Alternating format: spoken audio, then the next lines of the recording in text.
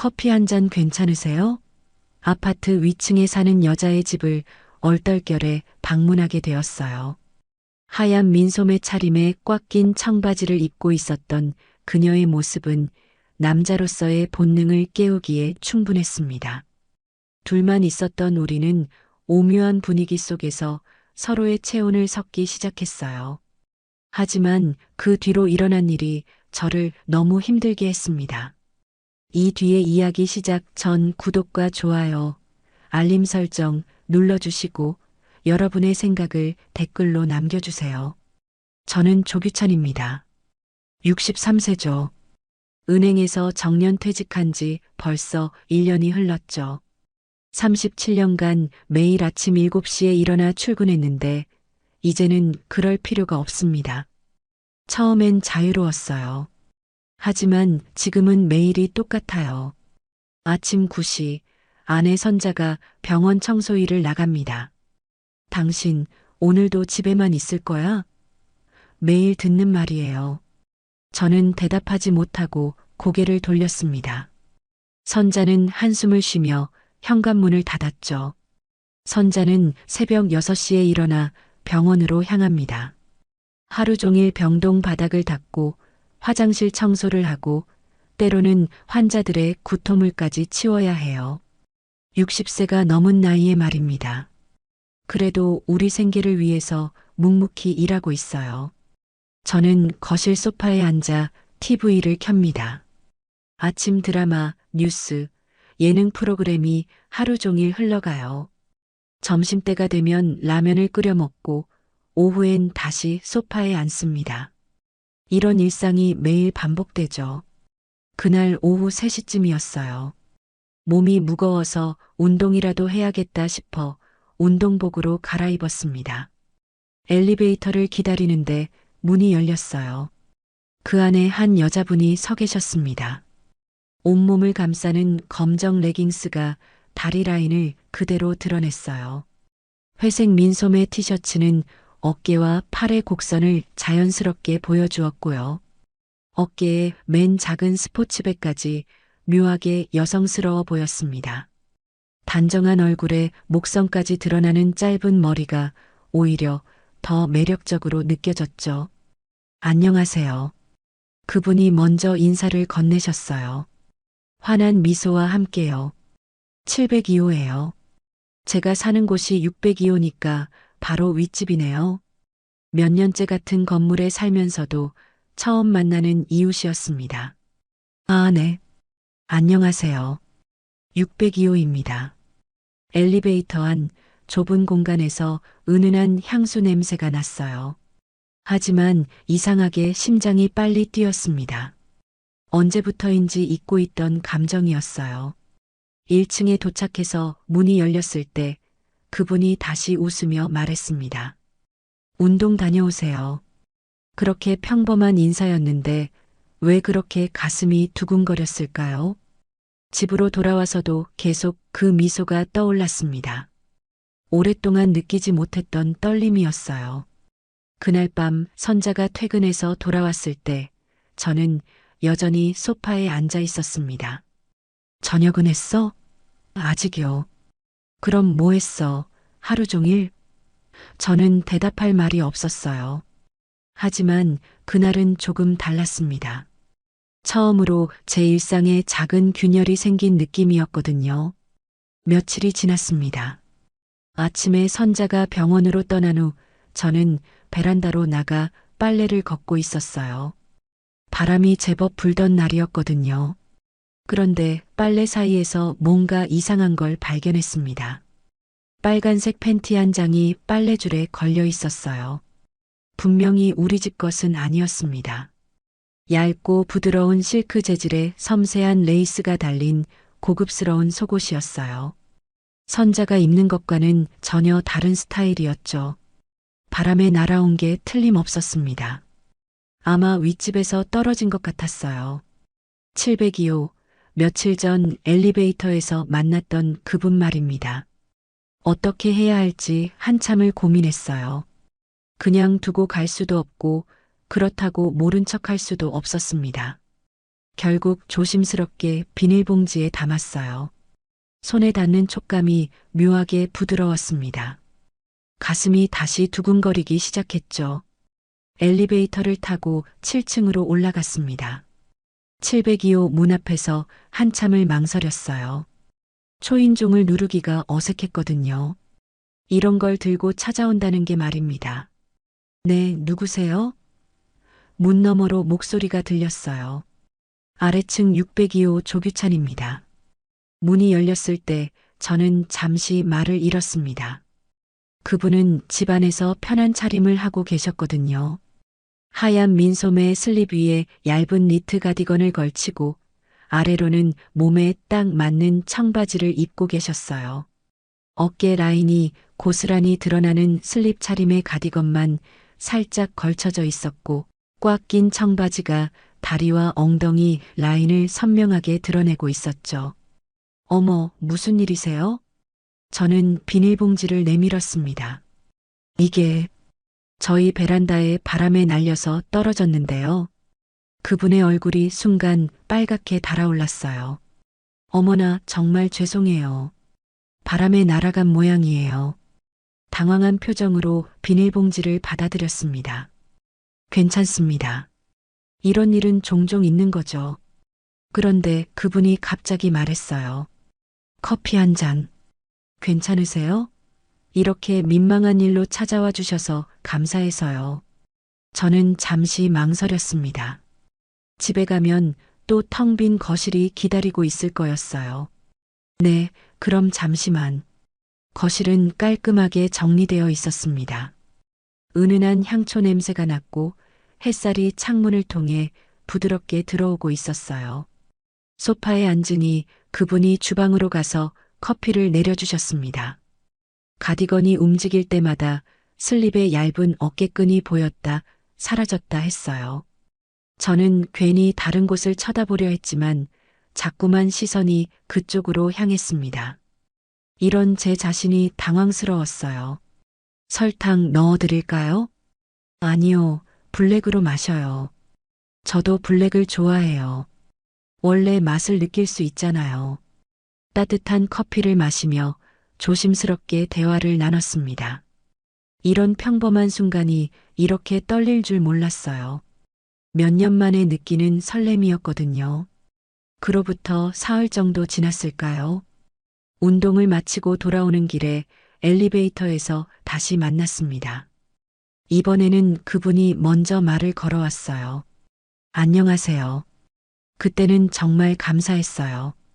아니에요. 당연한 일이죠. 엘리베이터가 7층에 도착하자 그분이 문득 말했습니다. 오늘은 차 말고 와인 어때요? 괜찮으시면요. 갑작스러운 제안이었어요. 하지만 거절할 이유도 없었고 솔직히 마음 한편으로는 기대되는 부분도 있었습니다. 네, 좋습니다. 702호 현관문을 들어서니 향긋한 꽃향기가 코끝을 스쳤어요. 거실은 저번보다 더 세심하게 정리되어 있었습니다. 은은한 조명에 테이블 위로는 작은 꽃병까지 놓여 있었죠. 그분의 차림새도 달랐어요. 진주빛 실크 블라우스가 은은하게 빛을 머금고 있었고 아래로는 무릎까지 오는 검은색 롱스커트를 입고 계셨습니다. 블라우스 재질이 워낙 부드러워 보여서 몸의 곡선이 자연스럽게 드러났어요.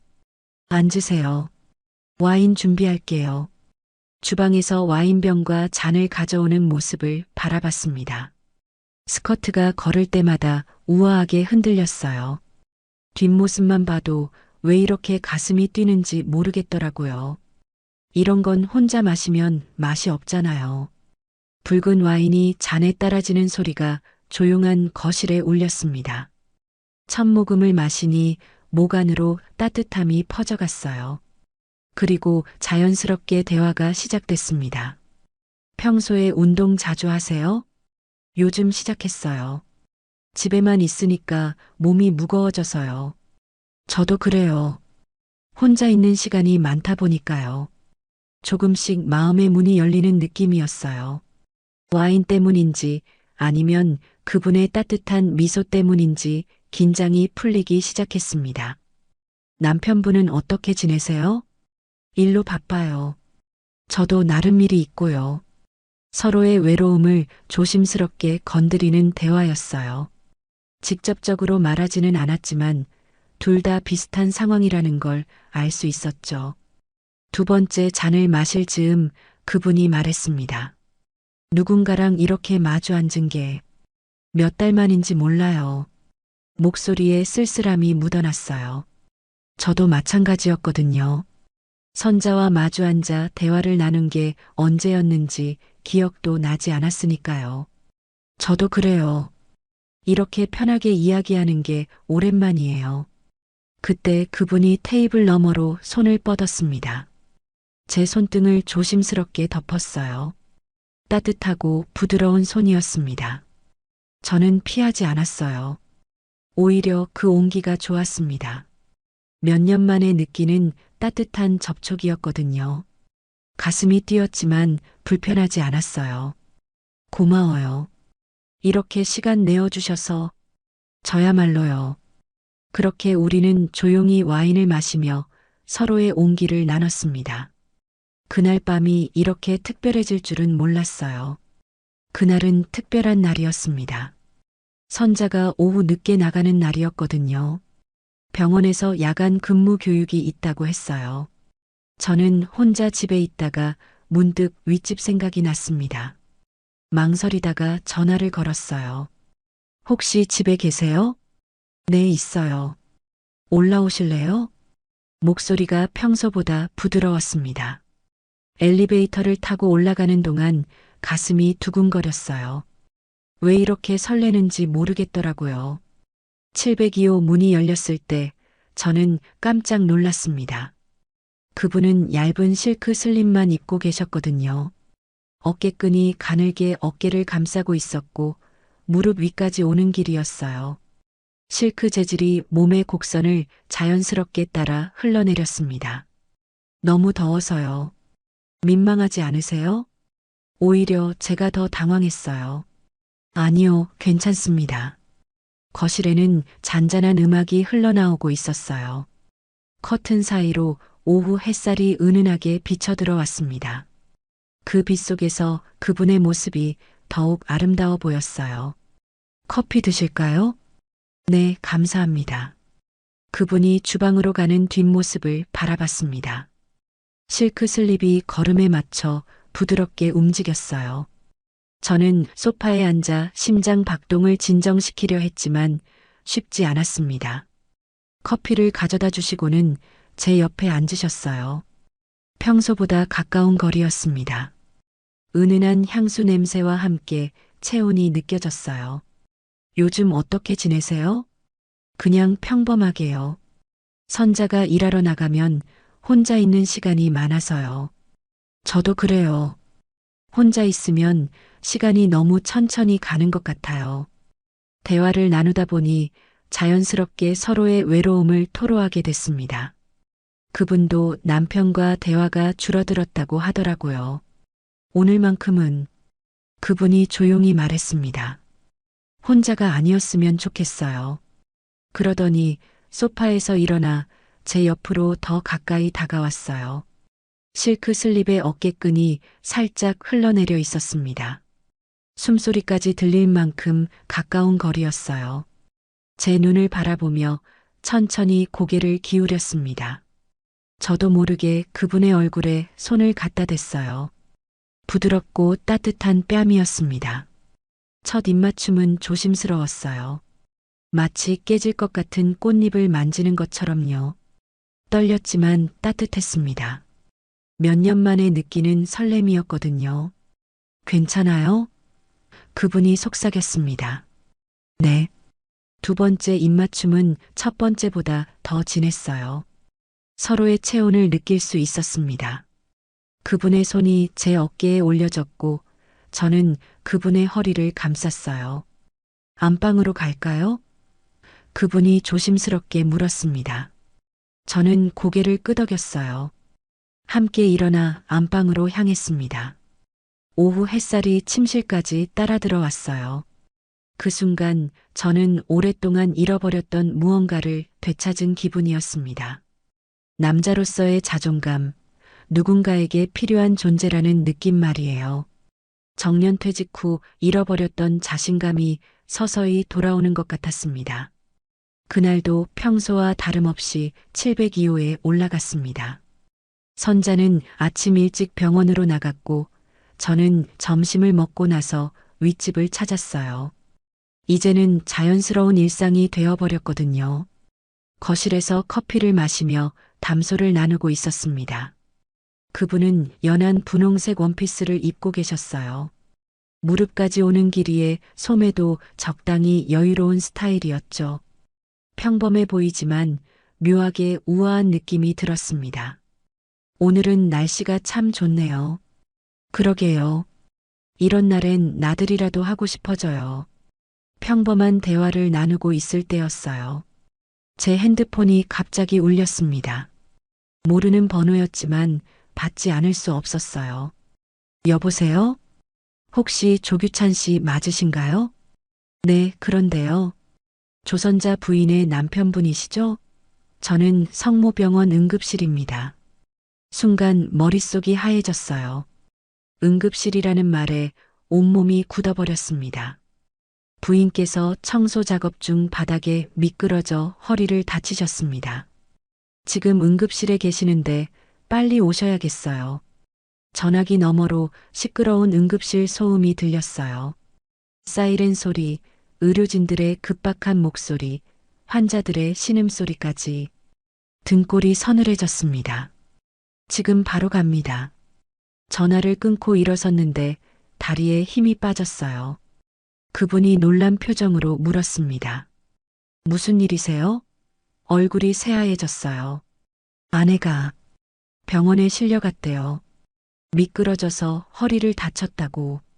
어머, 큰일이네요. 빨리 가보세요. 저는 황급히 현관으로 향했습니다. 신발도 제대로 신지 못하고 뛰어나갔어요. 엘리베이터를 기다리는 시간조차 초조했습니다. 병원까지 가는 길이 이렇게 멀게 느껴진 적이 없었어요. 택시 안에서 계속 선자 생각만 났습니다. 새벽부터 일어나 병원 청소를 하는 모습, 무거운 장비를 끌고 다니며 바닥을 닦는 모습 말이에요. 응급실에 도착했을 때 간호사가 안내해줬습니다. 침대에 누운 선자를 봤을 때 가슴이 철렁했어요. 얼굴이 창백했고 평소보다 훨씬 작아 보였습니다. 선자야, 왔구나. 목소리도 힘이 없었어요. 어떻게 된 거야? 많이 아프지? 화장실 청소하다가 물기 때문에 미끄러졌어. 허리를 심하게 부딪혔나 봐. 의사 선생님이 와서 설명해 줬습니다. 다행히 골절은 아니지만 인대 손상이 있어서 며칠 입원해야 한다고 했어요. 퇴근만 좀 더 일찍 했어도 괜찮았을 텐데. 선자가 중얼거렸습니다. 그 말이 제 가슴을 후벼 팠어요. 선자가 병원에서 고생하고 있을 때 저는 어디서 뭘 하고 있었을까요? 702호에서 편안하게 커피를 마시며 다른 여자와 시간을 보내고 있었잖아요. 아무도 묻지 않았는데 죄책감이 밀려왔습니다. 선자는 제가 어디 있었는지 알지도 못하고 궁금해하지도 않았어요. 그냥 남편이 와줘서 고마워했습니다. 미안해, 선자야. 내가 더 신경 썼어야 했는데. 괜찮아. 당신 잘못이 아니야. 하지만 저는 괜찮지 않았어요. 제 안에서 무언가가 무너져 내리는 기분이었습니다. 선자가 입원한 지 사흘째 되던 날이었습니다. 아침부터 병원에서 간병을 하고 점심시간에 잠시 집에 들러 필요한 물건들을 챙기러 왔어요. 그동안 702호 생각은 전혀 하지 못했습니다. 병원 복도를 오가며 선자를 돌보는 동안 제 마음속에서는 무언가 정리되고 있었어요. 죄책감과 함께 현실이 무엇인지 깨닫게 되었거든요. 오후에 선자에게 필요한 약을 사러 병원 앞 약국에 갔습니다. 처방전을 들고 줄을 서서 기다리고 있는데 누군가 제 이름을 불렀어요. 규찬 씨.